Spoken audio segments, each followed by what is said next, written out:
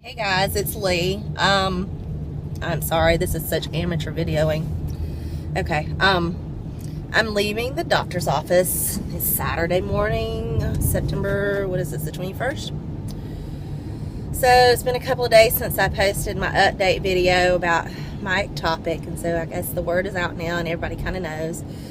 Before I even give you an update, I just want to tell you thank you so much for the heartfelt prayers and support.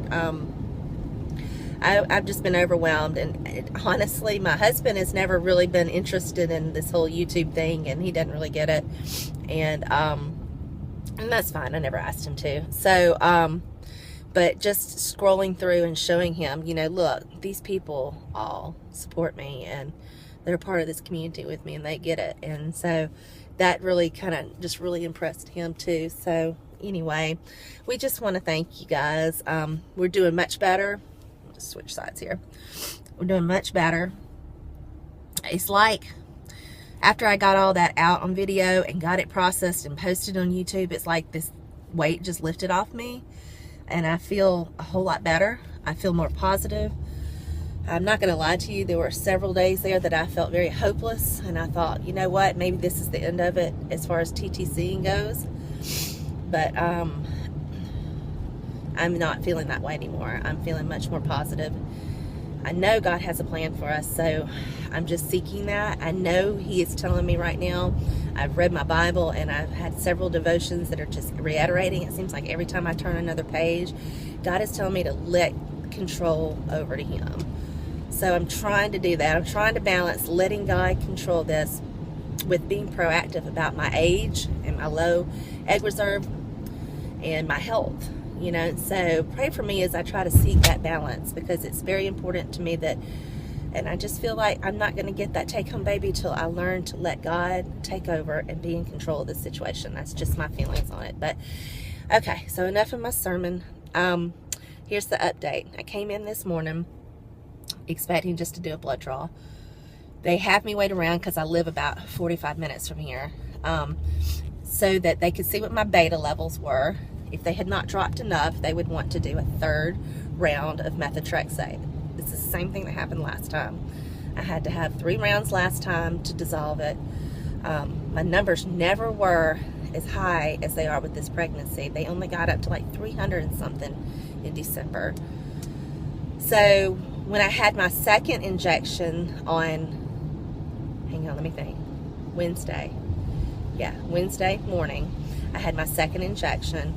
My levels that morning were at about 4,000. They were up from 2,200. And let me switch hands, my arm's getting tired. What you need to understand about methotrexate, if it's not something you've ever had to deal with, and I pray you don't, methotrexate's, what it does is they kind of use the analogy of about a ball. When a child throws a ball up in the air, that's that first injection. When you get that first injection, it's like a ball going skyrocketing into the air.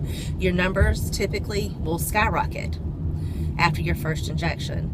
But then the expectation is that they come plummeting down just like that ball.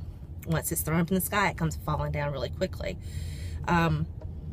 Unfortunately, after my second injection, so my beta draw today should have shown a plummet. Hang on, sorry, I gotta turn. Unfortunately, my numbers did not do that. So what I was hoping to hear today was that my numbers from 4,000 had dropped. They like to see, I think, a 40 or 50% decrease. Should have been around 2,500 to 2,000. But guess what? It was 5,900. So my doctor called while I was waiting around. I was just kind of waiting in the parking garage. I didn't want to sit in the office. And he called me and said, come on back in. Let's scan you. So they scanned me. Now, if you remember what I said in my last update, I don't know what that is. When they did the scan last time, last Saturday, it was a week ago, and we determined this pregnancy was not viable. They saw like a questionable little spot in my uterus that they thought might be the start of a sac. Irregardless, it was very questionable. It didn't have any of the real, like the little white ring that goes around the sac. It didn't have any of those signs, and so they really didn't know if that was what it was.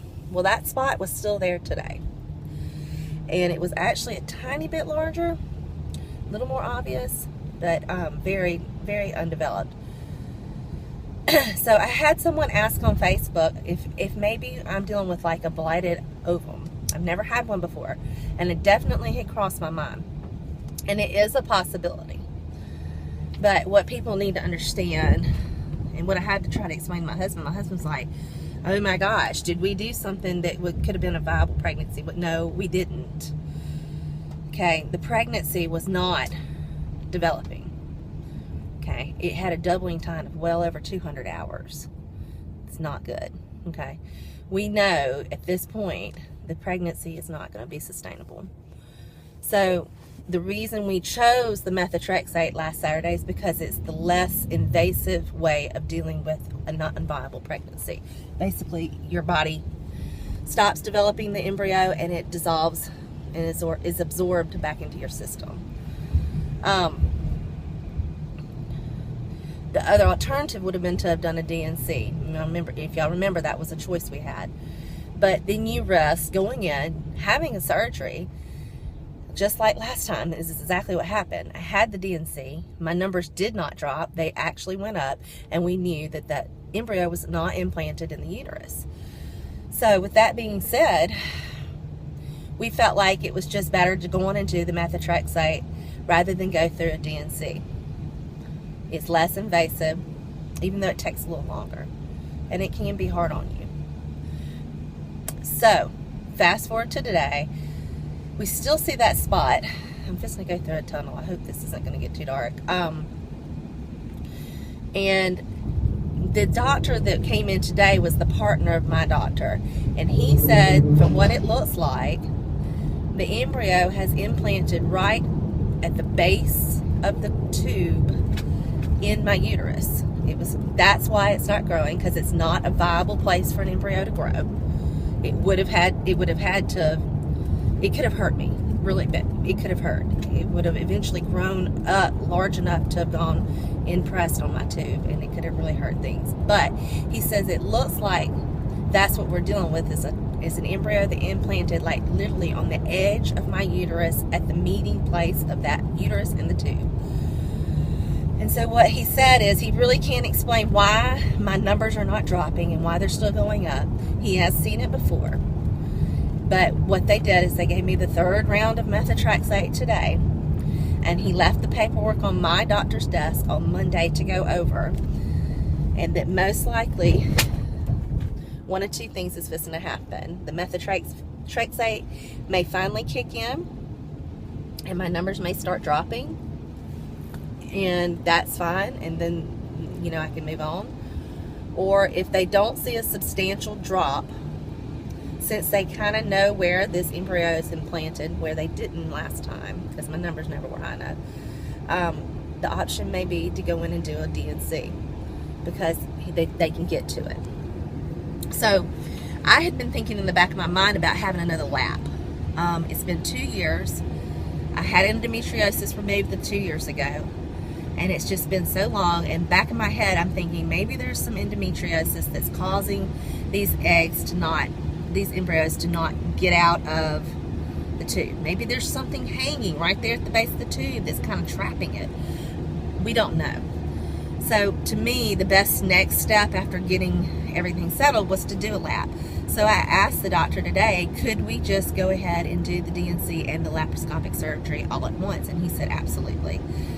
So I want my numbers to drop, but honestly, I kind of hope that I get to have the DNC and the lap this week. It would, number one, make my numbers drop immediately. Where the methotrexate, it could be a month and a month and a half, depending on how quickly my body gets rid of the HCG and the pregnancy. Or, you know, that would be, to me, ideal, to be able to go in, clean out, start over fresh, know that everything looks good, give myself a month or two to heal, and before Christmas be able to start trying again. Whereas with the methotrexate, we're looking at least Halloween before my numbers are at 0, and then he wants me to wait at least 2 menstrual cycles after that, which would put us January most likely. And I know that's splitting hairs to a lot of you, but when you're dealing with low egg reserve and the fact that I will be 40 in July, every moment counts for me. So that's kind of where we're headed with this.